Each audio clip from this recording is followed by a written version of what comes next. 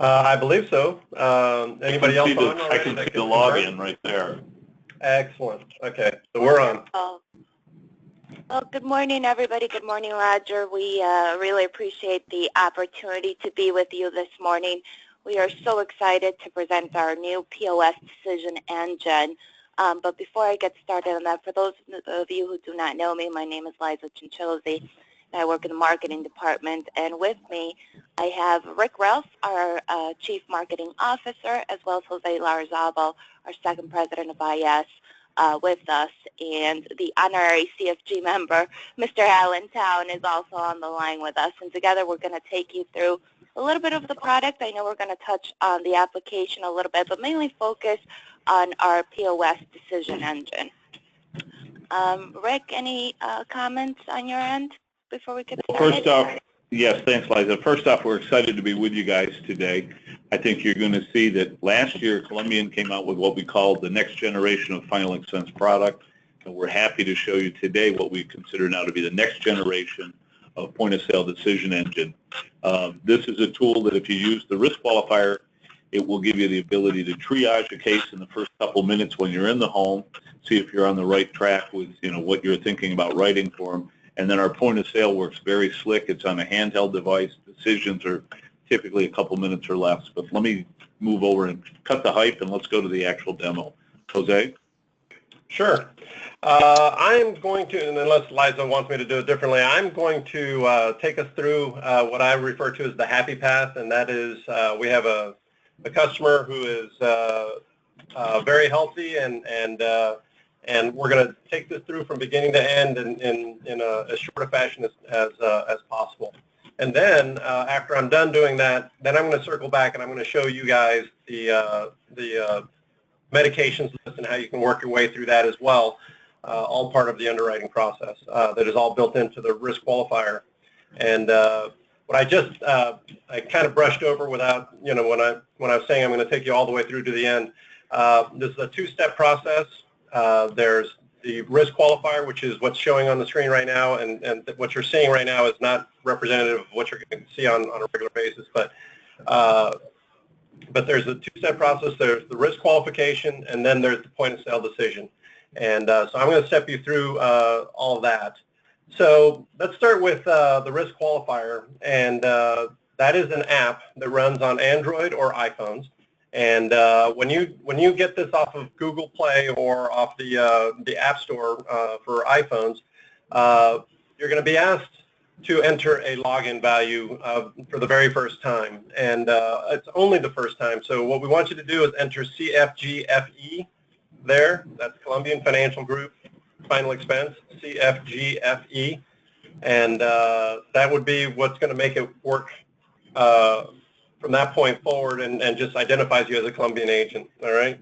Jose, let me stop you for a quick Sure. minute here. Gang, how you search for this, as Jose mentioned, you'll go to the Apple Store or your Google Play Store. So you're going to search CFGFE. There's a space between the CFG and the FE. This shall be the first one that pops up. Once you download it, you enter the password that Jose mentioned, which is now all together CFGFE, all lowercase letters. Okay. Sure. So this what you're seeing on the screen now is what you're going to see every time that you load the app up, off of your phone or on your iPad, and it's basically it's something for us to collect all the demographics for two things. One is for identifying coverages that are available for your client, and two, it's a rate calculator. So all of the information that we have collected on this calculator or on this risk qualifier is there's nothing that's not being used. Every single bit of it is either for rate calculation or for identifying available coverages for you.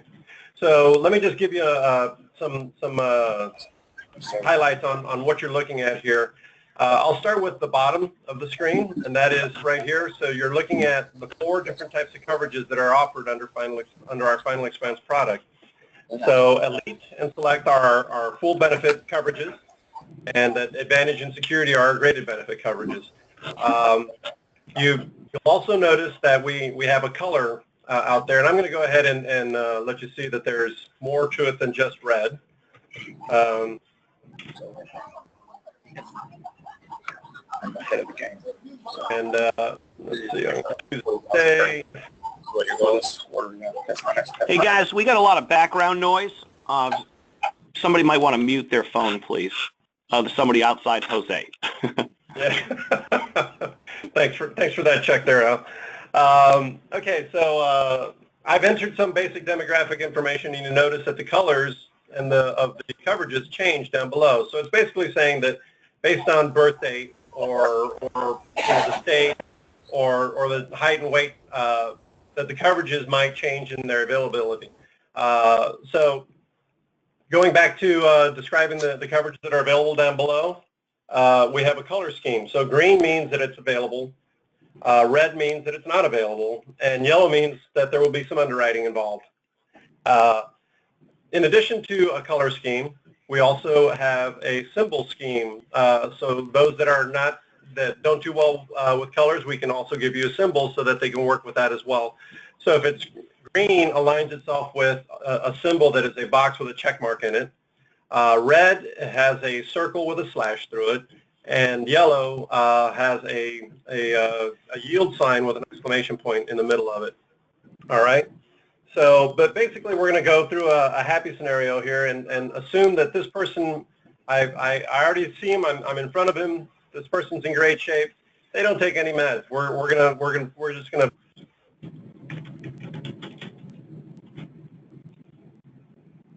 fly right on through this, and the way that I would do that is notice that there's there is another icon or a symbol down here for a calculator, and whenever you have yellow or green as available for any particular coverage, there will always be a calculator available for you to jump straight to the calculator from that point. So I'm going to go ahead and tap that, and it's going to say, hey, you're bypassing the medications list. Are you sure you want to do this? And I'm saying, yep, I'm fine with this guy. So we're going to go ahead and hit next. And we come straight to our calculator screen. And on the calculator screen, you can start working with your customer on what best suits them for their risk, and so you can work on the face amount, or you can work on them from a premium perspective.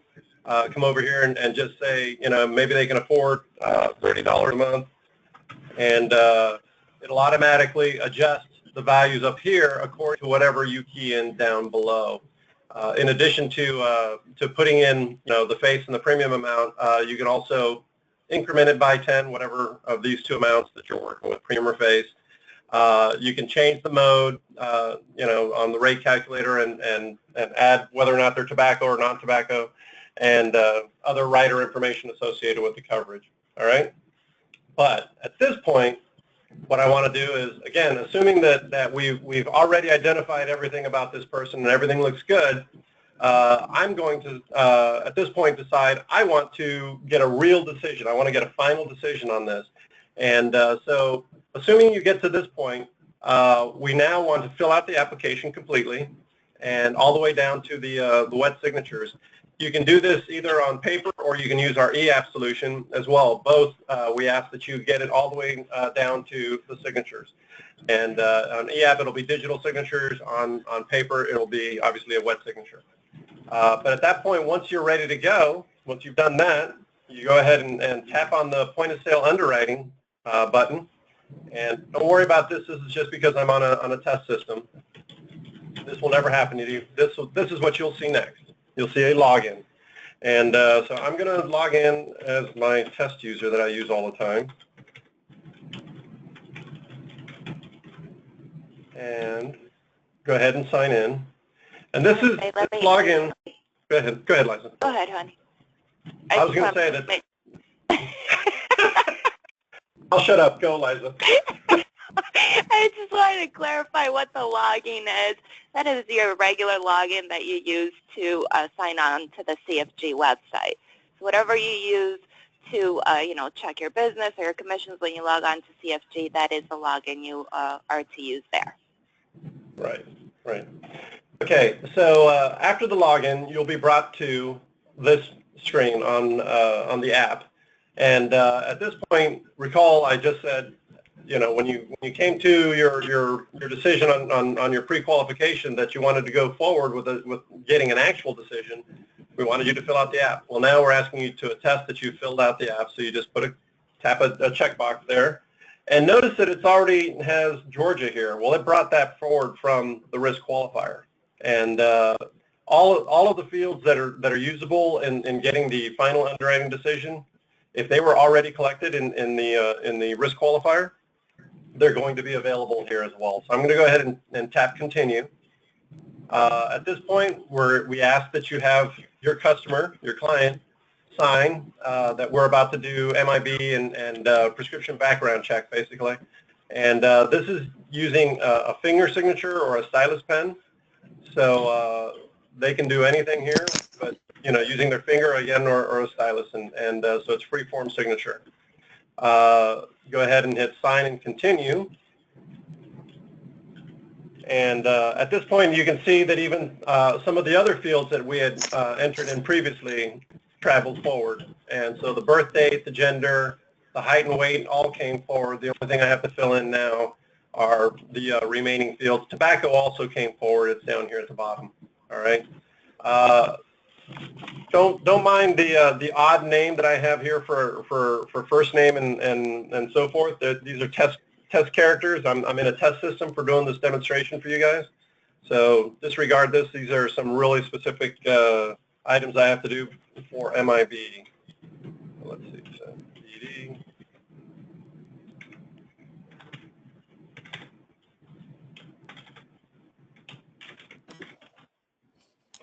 And finally,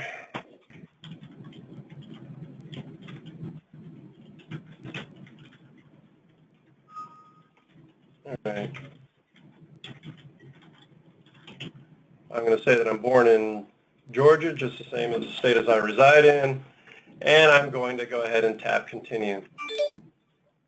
And at this point, it is actually going out to our underwriting decision engine, and it's pulling the decision. So it's going ahead and taking all the information that was keyed in there, the social security number, the name of the person, all of the demographic information, all of that is being passed forward. And what's being conducted right now behind this active spinner is an MIB check, a prescription background check. It's if they're within the right age range, it's also going to do an MVR check. In addition to that, it's checking the date of last medical consultation. Of course, this person was too young to even ask that. But then it also offered the last is the height weight table. So all of those 5 factors go into the delivering of the point of sale decision. As you can see here, this person is getting all greens, and so that means that all 4 of the coverages that we offer for final expense are available for this particular person. And as an agent, I'm always going to offer my customer the very, very best. So I'm going to go ahead and take the full benefit elite option and tap on that. And knowing that it's a full benefit application or a full benefit coverage, we understand that an interview is required. So we've plugged in the value or the phone number for Aptical right into the tool. And it knows that this is the next step in the process. And smartphones, whenever a phone number is presented on a screen on a smartphone, it puts an underline on it, which means it's a link. And all you have to do is tap on it, and it starts up the auto dialer feature built into both Androids and iPhones. It's all built in. All right. And you tap that, you make your phone call to Aptical, you conduct the interview. And basically, when the interview is done and you hang up the phone, it'll return back to this screen. At that point, you just tap the continue button, and it's basically saying, it's closing up shop here and asking you to make sure that the premium and the face amount are correct, and that the plan amount applied for, and submit the signed application to make sure it's all in good order, and make sure that you submit that over to us. So that's the happy path. That's the fast path. So I'm going to stop here, and I'm going to be resetting here to show you the medication side of this. But in the meantime, do you have any questions? Hey, Jose, this is Alan. Let me jump in with a comment because as we move toward medications, as you know, medication is treatment, but we don't ask, and I want everybody to hear this very loudly and clearly because this is really, really important. Unlike some companies, we don't ask about treatment, medication, with reference to heart attack or stroke or heart surgery such as bypass or angioplasty. And as an example, if someone had a heart attack or a stroke or a triple bypass, as long as they had the event over 2 years ago, they're going to be taking medication today. They'll take it the rest of their life. We can issue elite. They can answer the question no, because we ask whether or not they've had, not have they had and received or received treatment for. It just says, have you had a heart attack in the last 2 years? Have you had a heart surgery? Have you had a stroke? So if somebody had a stroke 7 years ago and they're taking Plavix today, they'll be taking it probably for the rest of their life. We can issue them the elite, the very best premium that we have, full benefit. That's a big deal because some companies make you put people that are being treated with medication for, you know, a past stroke or a heart attack or a heart surgery. They require that you go graded because they ask whether or not you've had and or received treatment for. So, Roger, I know we hit on this a little bit yesterday, and I want to make sure that that just comes across real clear for the team. Can you hear me there? Yeah, I can hear you loud and clear. Do you guys have me? Yes. Yeah. So one of the questions that pops up is, you know, you pretty much clarified it because other companies will consider blood thinners and other meds as such for heart issues or past heart issues, even if they've been outside of the 2-year windows as treatment, and they go to some, you know, they step down from their immediate full level benefit and either to a standard benefit or to a graded benefit. And right, you're saying with the elite product, it only asks if the event happened within the last 2 years. So it's event-based, not prescription-based in that sense. Is that correct? That's 100% correct, but we've got to be careful. We can't just say with reference to heart issues. We've got to be specific to the heart issue. Heart attack, stroke, heart surgery such as bypass, angioplasty. Those are the types of those are the conditions where all they want to know is whether or not you've had the event inside the last 2 years. So again, if somebody had a heart attack, you know, 8 years ago, they're taking a blood thinner today, and therefore with some companies they must go graded. With us, they go elite level benefit. Now, if somebody is being treated for angina, this is why I'm specific to heart.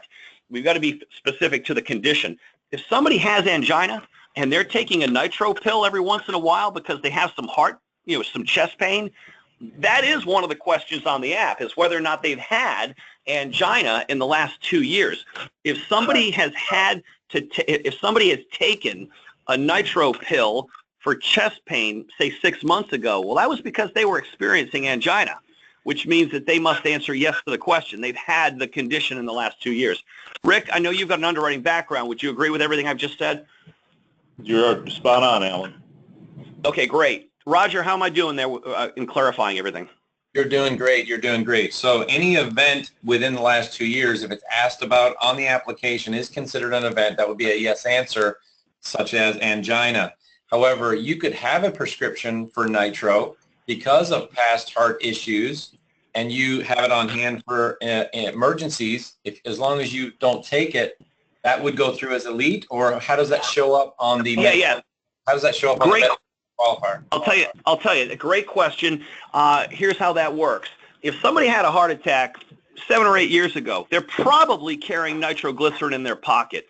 And they also have to get it refilled probably every 6 months because it's the type of medication that'll get stale and it needs to be updated. So just because somebody carries nitro and has nitro refilled at the pharmacy, we're not concerned unless they've used the nitro in the last 2 years. So when somebody tells you, or if nitroglycerin comes up, you need to find out why. If the guy says, well, it's because I had some blockage, I had I had a bypass, or I had a stent put in, about 4 years ago, and the doc told me to carry the nitro. If I get some chest pain, I pop a nitro pill, I call the ambulance. All right, well, so that's what you need to find out about. You want to get that detailed with them. If they have not used the nitro in the last 2 years, then they're going to be fine to answer no to the question with reference to angina, and they can still qualify even though they just refilled their nitroglycerin last week. Rick, was that accurate?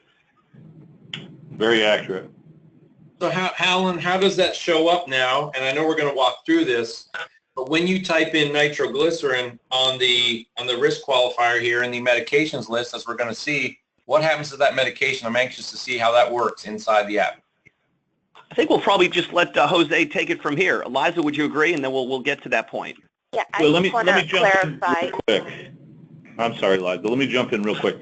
I want to just emphasize to everybody, since the introduction of the product, 82% of the apps we get are getting the elite rate. So it is a product that's designed to be, field friendly. It helps you write the product, and 82% of our applicants are getting our best rate. So I just want everybody to be aware of that.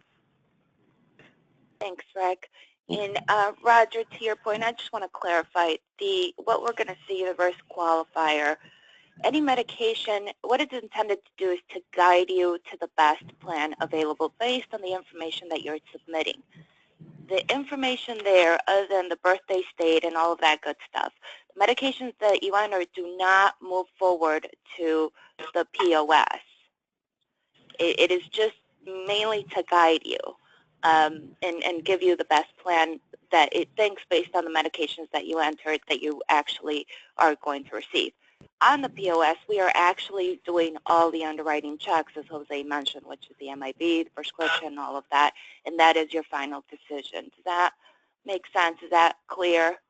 Yeah, so for new agents, if they go through and they go to the next stage here and start entering in medications, one of those medications is nitrostat.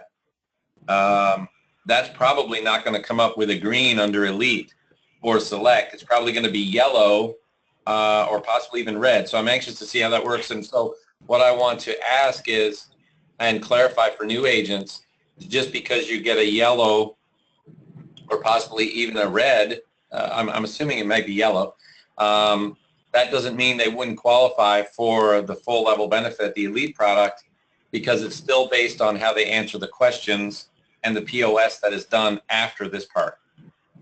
You got it. Okay. So, Jose, if you want to take us through the risk qualifier, that'd be great. Sure thing. All right, so what I've done is I've restarted the risk qualifying calculator, and I've gone ahead and entered some of this demographic information one more time. But now this is a person who's a little bit older, and so therefore the medical consult is in play, basically. So what I want to show you is the quick effect of the coverages available based on what's been entered so far. By default, we say that they've not done a medical consult in the last 5 years. But when I switch it to yes, all coverages suddenly become available. So we're going to go forward from this point. But now my assumption is I want to go through a meds list with my customer. And to do that, all I have to do is tap the next button. And now it's going to go ahead and download all of the medicines that are out there in the local database of the phone. Okay, and so that's all built into the app, and so you don't need to run this. You don't need to have this connected to Wi-Fi or to cellular service with a data plan, except for at the very first load when you first open it up and log in. That's the only time you ever have to do it connected. After that, you can even start using the app totally disconnected from that point forward. Everything is stored locally. Okay, so anyway, I'm sorry to interrupt, Jose. Very quickly, I just want to mention all the medications here include generic and name brand. And correct me if I'm wrong, Rick. We have over 7,000 medications in this. That is correct. It's over 7,000, and we update it quarterly as there are new drugs introduced and as new uses for drugs are introduced. So it is a dynamic process. Right. Okay. So on this screen, similar to what we described earlier with regards to the available coverages, we have similar color schemes and symbol schemes next to each one of the medications. And so therefore, if the effect of adding this particular drug for this person, or it's the effect against the coverage. So let's say that right now they're all green, and if I were to add this particular drug, it's viewed as inconsequential. It's not going to hurt their coverage. If I selected it, it doesn't change anything. But if it has a different color, in other words, yellow or red, if I select it, it might apply that color to one or two of the available coverages. So this is how the medications play into everything. So I'm going to go ahead and deselect this, and I'm going to show you another feature of the medications list, and that is the search box. If I come up here and enter a search value, it does two types of searches. One is an explicit name search, and the other is a sounds like search or phonetic search. And that's for those of you that like to work in two different fashions with your customers. Some of you like to have them just bring out their pill containers, and so you have all the labels right there with the names explicitly written on the container, and you can go letter for letter and search for things. Others are conversational, and so this allows for you to carry on a conversation. And so if you have a slight misspelling in the name of a medication, it's still going to be a hit, and you're likely going to find it on your list of available meds from the search. But another thing I wanted to point out is whenever you find a medication that has a red question mark to the right of it, that means that in addition to you selecting that particular medication, we want to ask some follow-up questions. And so I'm going to go ahead and select digoxin, and you're going to notice it gives you some information here about the drug. You'll never get this debug information. That's only because we're on an internal system here. But basically what I wanted to show you here is that it has some follow-up questions. So in this particular instance, it's asking if digoxin is used for the treatment of congestive heart failure. And I'm going to go ahead and select yes on that one. And then it's asking if it's used for the treatment of AFib. And I'm going to say no for that one. At this point, I'm going to tap the done button and watch the effect on the coverages below. All right. So let's go back through that process again, but now I'm going to swap the answers on each. So I'm going to reselect digoxin. I'm going to say this time congestive heart failure, I'm going to say no. And AFib, I'm going to say yes. Go ahead and tap the done button. And you notice that now the only thing that's off the table is elite.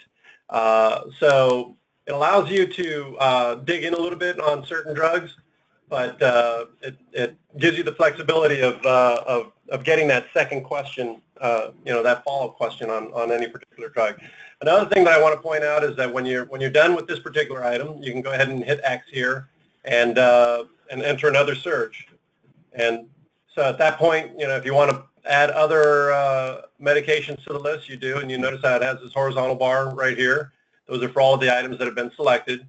And you can just keep on going, listing through here and picking more and more medications, however many there might be, okay? But with every addition of a medication and whatever the application of that medication is, in other words, the application being the scheme to the right-hand side of each medication, it'll have some sort of an effect on the coverages that are available. Once you're done going through the list and identifying each of the medications for your customer, you just tap next, and you'll go to where you go to the summary screen, excuse me. And at this point, you're going to go with the best coverage that you can possibly get them. And so in this case, we're going to go with select. I'm going to tap on select, and now it's taken us back to the rate calculator that I showed you previously. And so now you're only working on select features. And so it'll always have the coverage that you selected up here at the top. And then this is all of the various factors in rating that particular coverage. So at this point, I'm going to stop. Everything else is the same. We can go through the point of sale underwriting again, but it's essentially the same as what I had shown you before. Any questions on this? Can we take a look at the nitrostat and also to see how that works, and also Plavix, just to see how that works and what happens from there? And actually, just delete the other meds so that we have a clean look at it. Yeah, there you go. All right. There's your effective Plavix. Okay, but they had their heart attack 4 years ago. They're taking Plavix. So a new agent looks at this. What is that new agent supposed to assume? Liza, it's going to need some underwriting. It's going to be brought back for some underwriting. Yeah, it's a situation where we just don't know enough information right there. So when it runs through the actual point of sale, it will, it may give a little bit more, which would be a negative, but if the point of sale carried it as still going yellow, then it would come back for the underwriters to look at. And that's where I want to reemphasize what I said earlier. 82% of the cases get elite rate. So don't be intimidated by yellow decisions. Rick, when you say it's going to come back for further underwriting, does that mean on the phone or further underwriting after the phone call? No, it would be after. You'd have to send the app in, and they will work on it right away. So you're not a definitive answer, even though all the questions were answered no on the application, as stated on the application. Even though Plavix is listed as one of the meds, they're not going to get a definitive answer on the phone. Not in this situation, no. Okay. But Rick, isn't the best way to handle that is to, obviously, when you see Plavix popped up, you've got to ask your client. You're going to have to start drilling down now to find out why it is that they use that. Why was it prescribed? Who prescribed it? Was it your heart doc, or what? What's the situation? And once it's been assessed by the agent that this is being used because of a heart attack that happened 4 years ago. This is one of the medications that was prescribed after the heart attack as preventative.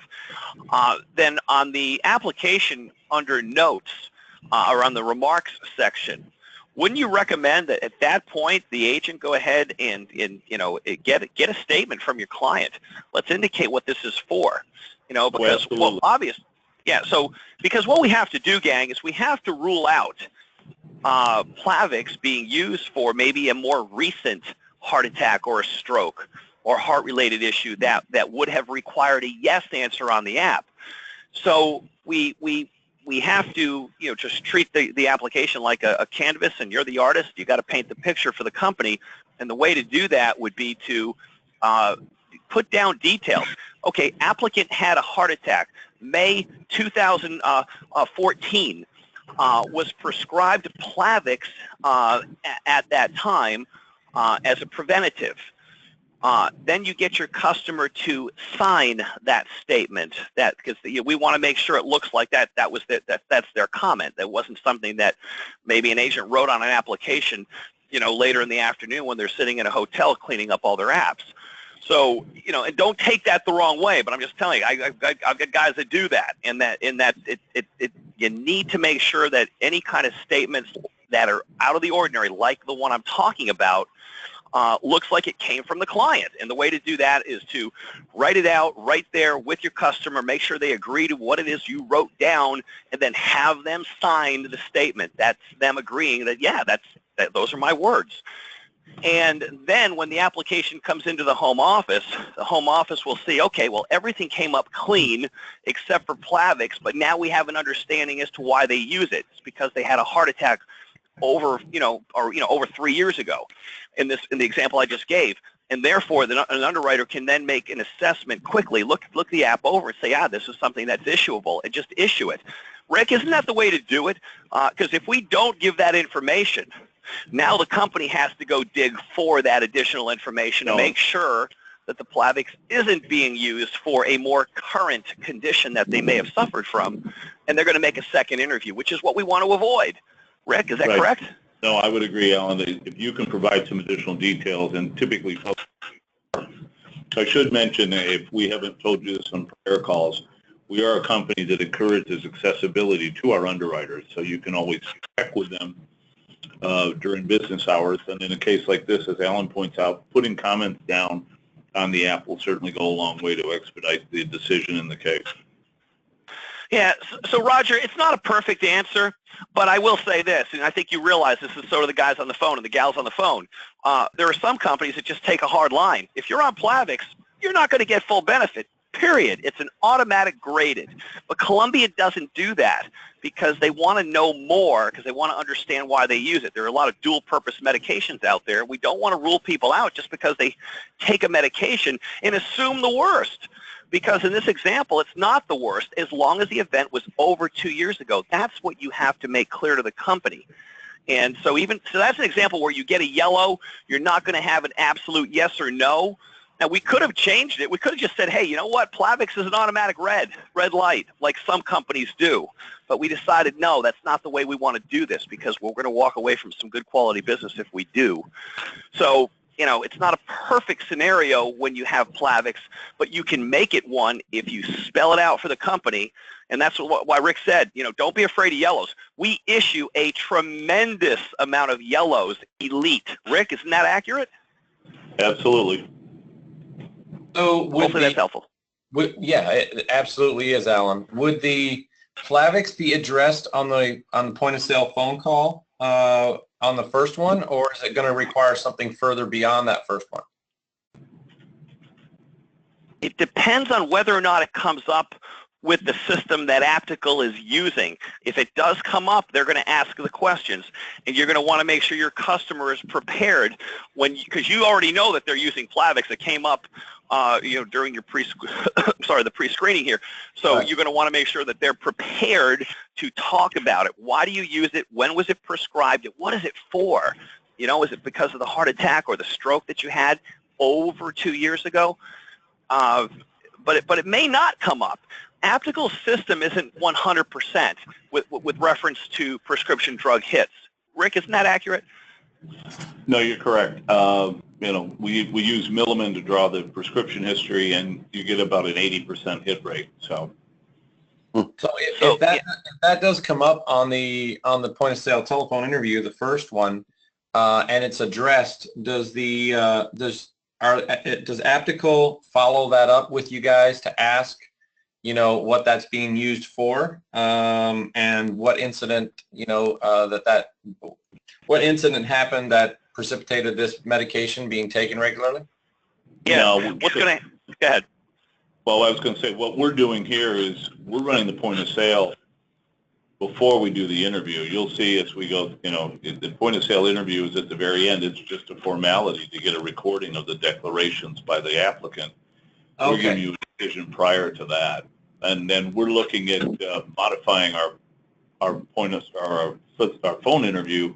We wanted to get this process out there. Then that's the next thing that we're going to be working on is modifications to the interview, shortening it up. Okay, so But in the- this but the case, way- the decision's made before the questions are asked, so it's an unknown whether this medication was taken for something inside the time frame or outside the time frame, so it automatically gets kicked to further underwriting. Yes. Right, but during that phone inspection, Rick, they are still catching some of these meds, and it may come up, right? And if it does come up, they're going to ask questions about it. And if your client gives a good description as to why they use it, then that's a good thing because that will get recorded, and Columbia will receive that information when they receive the application back. Isn't that correct, Rick? They're still doing that, correct? Yes, they are. They're doing the interview. They go through the prescription history. They will do a review of all the red meds, and you have a chance to add commentary there. But we do have some yellow decisions where we've got to go to the underwriters. We also have yellow decisions like on the risk qualifier, and then you could run it through the point of sale, and it could give you enough information with MIBs and prescriptions and the number of fills and the doctor who prescribed it that some of those will have the decision, and it will turn out to be favorable too. So again, I wouldn't be intimidated by yellows. Okay. Right, but I think the most important thing that you can do is let's not rely on the phone inspect, them asking the pertinent questions, because all they want to do is ask those questions, get the yes or no's, and basically move on to the next call. They're not underwriters, okay? The folks at Aptical. So when you know you've got Plavix, it popped up, the best thing I think you can do is to get on that remarks section of the application with a statement with reference to when it was prescribed and why it was prescribed, because now we've got a statement from the customer. When Rick says it's got to go to the underwriter, what happens is this: the majority of the applications that come to the home office are never touched by an underwriter because everything was green, okay, and all the answers on the application were no. underwriters don't touch those applications. They go into the new business department, they get keyed in, they get issued, you get paid. It's that simple. But when we have a yellow, that means that an underwriter just needs to review it. Take a look to see if there's anything that stands out as a potential red flag. But when you have those, and the red flag, of course, is the Plavix. But you're going to pull the red flag down by having that statement on the application that the underwriter will then see, and then be able to make an assessment and a decision right then and there without taking it further. And what I mean by taking it further is making a second phone inspection for clarification to find out why they use Plavix. You want to eliminate the second interview, and you do that by putting that statement on there. Rick? Yes, sir. That would help. All right, guys. Thanks, guys. All right. Is there anything else I could show you on the risk qualifying calculator? Team, if there's any questions from anybody out there, you just make sure that your audio button is green. If you're using a smartphone, it should be in the upper right corner of your interface for mute or unmute. If you're on a computer, just make sure your button is green, and you should be able to talk. If you have a question, we'd love to hear from you. I know there has been some questions in the past, so we'd love to hear those addressed at this time.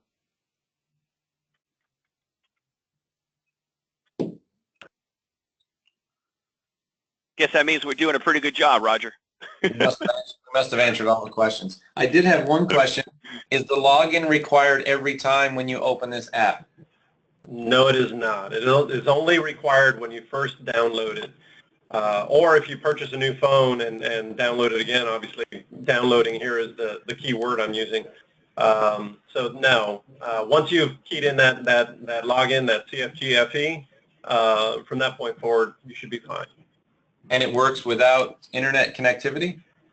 That is correct. The point of sale decision does not, when you get to, I'll get you right here in a second.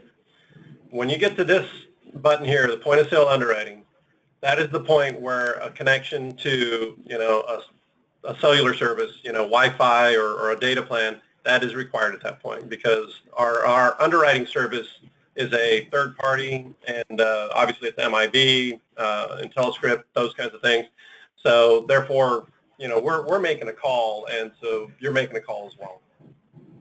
So if you have no internet connectivity, as a couple of our agents did yesterday, they were actually texting us. They weren't able to connect to internet, but they were able to get a text out or a phone call out.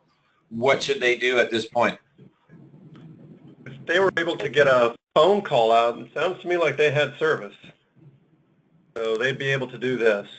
They should, if their cellular phone works enough for texting and cellular, making a phone call, they should be able to tap this point of sale underwriting button, and it should work fine. I'm talking about the absolute sticks, where you absolutely have no cellular towers in the vicinity, and you don't have Wi-Fi available to you at wherever you are. So does this operate on your data plan or cellular service? This would operate on your data plan. Okay, so you could have cellular phone service, but no access to internet because of data. That's right. You're right. I'm making an assumption. I always connect the two, but you're right. Yeah. And if they do that, they just call the regular aptical number for CFG and go through the process that way. Correct. Yes, that's correct. Yeah. Okay. Roger, I would like to offer, I don't know, once you're, get back with your team, they're a little shy this morning, if you want to do a follow-up call with us just on underwriting, we will have our chief underwriter, Karen Amatrano, on the phone, and we can go through all the questions and get into more of the specifics and the details of every single one of the questions if you guys would like to. Okay, that's great. Hey, Roger, can you hear me? Yeah, I can hear you great. It's Chris Ball of Louisville, Kentucky, the United States, planet Earth. Quick question. I'm looking at the underwriting questions. This is an underwriting question, but just to clarify about how CFG doesn't ask about are you being treated, it's more diagnosed. It sounded like that was the statement.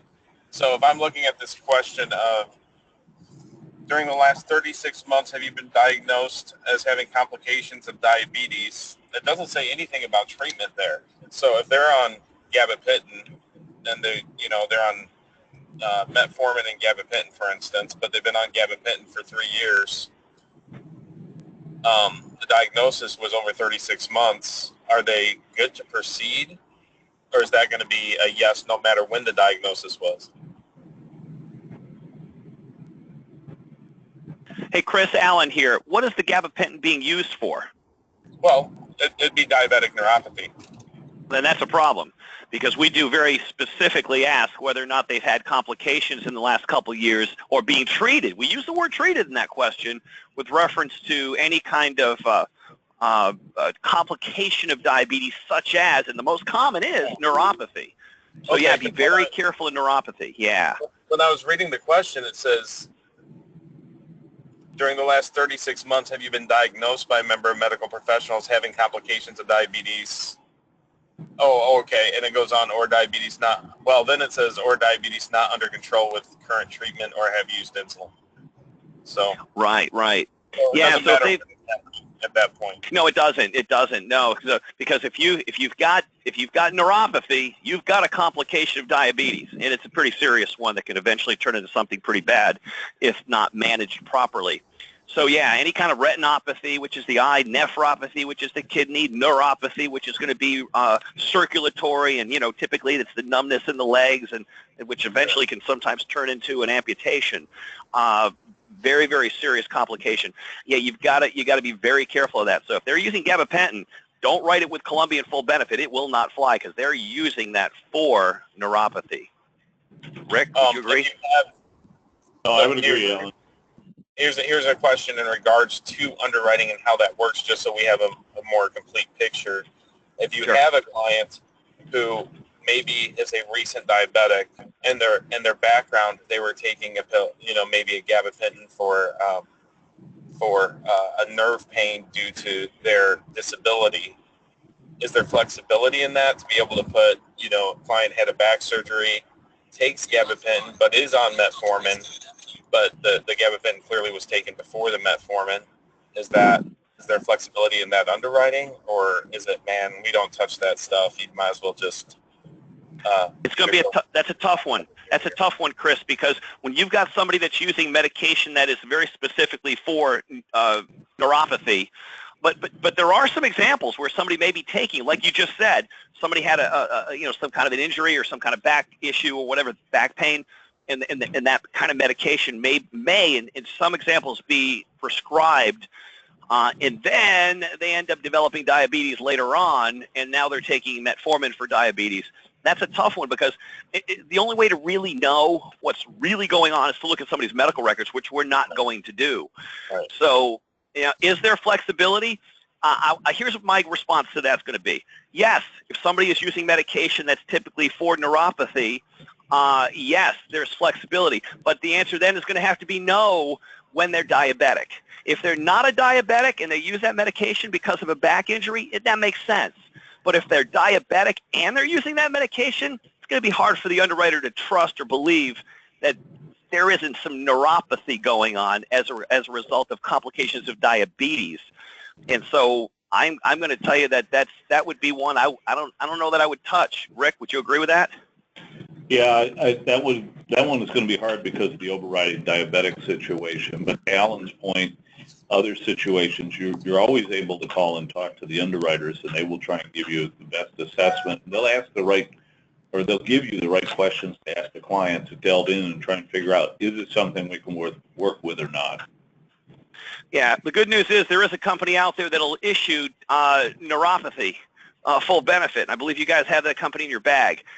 My recommendation is going to be put that business there, because you're not going to get it here. And again, we don't claim to be able. Again, every company has its loopholes. Okay, every company has kind of their sweet spots. And what I wanted to make sure earlier is that you understand that, hey, we've got our elite non-tobacco rate is the best rate in America when you stick that accidental death benefit on there. You got accidental death, and you've got somebody that can answer no to those questions, they get a green light, you want to give them to Columbian, those healthy folks, because it is a wonderful reward for good health, a wonderful low premium. But the sweet spot also is that if you've got somebody that is taking medication, blood thinners, because of a heart attack or a stroke or a heart surgery that they had over 2 years ago, be aware of the fact that they can also qualify for that dynamite super low rate with Columbia Life, which is really dynamite, because you can't do that right now with one of your primary companies. So Thank you, guys. I appreciate it. yeah, thanks a lot, Chris. Good questions. Before we wrap up, I just want to mention a couple of things. First and foremost, want to remind everybody that we made changes to our build charts. We now have a unisex build chart, very, very generous as far as females go. They went to the male height, so I want to remind everybody that there's new charts out there. And lastly, we have created a team that is dedicated to answer any questions you may have on how to install or how the POS works. There's a dedicated team that works 8 a.m. to 8 p.m. Eastern Standard Time, Monday through Friday, and 10 a.m. through 4 p.m. on Saturdays. The phone number for the POS team is 607-722-8989. And then we also have an email address, which is poshelp@cfglife.com. So that's the point of sale help desk. So if anybody's having trouble getting this working properly on their smartphone or have questions, that's the team to call, is the point of sale help desk. The reason we created this system, which is very unique, was because we did not want to put you in a position where you've got to put your, like everybody else, most other companies do, where you've got to put your client on the phone, put them through all the health questions before you get an answer at the very end. Because we all know that when you have when you've got a declination at the end of a phone inspection, it's pretty frustrating, because now you've got to convince your client that we've got to do this all over again with another company. Oh my gosh. The beauty of this particular point of sale decision engine created by Columbia Life is the fact that you're going to be able to assess a response without putting your customer on the phone. And the whole process takes, what, 3 or 4, maybe in some cases 5 minutes, Rick, isn't that correct? That's right. Yeah, and that way you'll know. You get a green light for Elite, guys. Go for it. Put it on. You know, get them in here, because you're going to be able to do that again without having your client on the phone talking to anybody. You're not going to put them on the phone with Aptical to do the phone inspection unless you know that they're approved. So if you you need to do this with everybody you're sitting in front of, because it just takes 3 or 4 minutes. And the worst thing that's going to happen, at a minimum, is you're going to at least understand what's going on with their health without having to get any phone inspections started. You're going to know what's up with MIB. You're going to know what's going on with medications, because it's going to pop up. It'll give you direction and help you to figure out what direction you really need to go. But if you get a green light with Columbian for Elite, oh my gosh, it's the best rate out there. Put accidental death benefit on there, and you're not going to get beat by anybody. Roger? Thank you so much. I wanted to just open up one more time in case there was anyone else that had a question or clarification. Now would be the time to jump in and do that. Just make sure you're unmuted, jump in and ask your question. I think we've covered most of the items. I love the new product. I love how it's set up. I love the fact that you guys have even flexibility on the yellow. Because I understand why it's yellow. Someone's taking Plavix or if someone's taking Nitro, it should be yellow, and there should be further clarification required. I love how it's, once you actually submit the POS underwriting, it's doing it in the background even before you, get the client on the phone. So I think it's a great system. I think it's good for new agents, especially when they're trying to make determinations on what the client qualifies for. And they don't, new agents don't even understand what Plavix is yet. They don't understand what Nitro is, compared to lisinopril. They hear both of those, and they both sound like they're deadly, and and they're just trying to walk through that. So I think it's a great tool for new agents as well as experienced agents to speed up the process, get to a quick decision, and certainly point people in the right direction. And like you said, there's going to be some cases that we need to go to one of our other carriers because it's a better fit. But certainly, if they come up with the elite here, it's going to be the best price out there for your client, which is, of course, always in our best interest to do what's right for the client first. Roger, the one last thing I want to touch on, and Jose, thank you for the reminder on the screen. Please do not run the POS on yourself or family members or friends. This is live underwriting, so pretty please do not run it, or else we're going to have to go back to you and ask for an application. We have created a test case, which is on the screen right now. You can see it, and this information is out on our website as well, that you can enter and just get yourself familiarized with the POS. But again, please do not run it on yourself. If you do run a POS case and it renders a decision that that your client doesn't want, for example, you're applying for a leap, but in the rare case it dropped all the way down to security, and you choose to withdraw the case, we need the application in our office, so please write across the application withdrawn and submit it to our office. If by the rare chance all plans are declined, you're going to write on the application declined and submit it to us, because we do need it for auditing purposes. It's HIPAA compliance, gang. We have to have that because of HIPAA compliance issues. So appreciate it. Hey, you know what? Challenge yourselves. You know, we're going to a golfer's mecca. We're going to be at Half Moon Bay. That's our sales conference at the Ritz-Carlton. This place is phenomenal, and if you like golf, this is a golfer's heaven. So, you know, for those of you that want to get going, you know, we've got plenty of time left. Here it is, the very, very beginning of June tomorrow, and we'd love to have a team of people from this organization with us. So challenge yourselves. I know you can do it. Alan, I understand there's a prorated amount Absolutely. For people writing their first pieces of business. Is it when That's correct. Or when they submit their first piece of business? Yeah, well, we don't actually appoint somebody officially until they've actually submitted their first case, and we do prorate all the way to July. So as an example, if somebody starts with us in June, they start tomorrow, they write their very first case with us tomorrow, they need $61,153 to qualify for Half Moon Bay. $61,000. Okay, that's just over $10,000 a month. If you're really in the business, I know we got a lot of folks in here that are hot dogs, you're going to write $10,000 a month or you're not making a living. So if you come in and join us in July, $58,707 is what would be required to qualify. So it's within reach, gang. Love to see you there. Alan, I understand that you have some of your top producers and other organizations that have already qualified. Is that correct? We had 3 people that qualified in 4 months. Yes. So yes, actually we had one qualified 3.5 months, and you needed 80,000 if you were there in January. 80,000, 3.5 months. That's pretty strong. Oh, it's incredibly strong. No, we got some folks out there that just love it. Again, run the POS on every single customer you sit in front of, and if you get that green light for Elite, write it up and stick that accidental death benefit on there, and nobody will beat you. And don't forget about that child term rider. That grandchild rider is hot. You know, we can write up to 20 grandkids on that policy, and when you're including, you know, grandkids, you know, you got a policy that stays on the books forever, because these people are going to guard that policy. Somebody comes in behind them, they can't beat what we're doing with that accident. I mean, with the grandchild rider. So if you want some further training on that, just let us know. Everything is about education. You get out there, you give us a try, scratch 3, 4, 5 apps, and you're going to find out and realize that, wow, this is pretty easy. I like these folks. Trust me. Thank you so much, guys. I really appreciate your time this morning. We're up on the hour.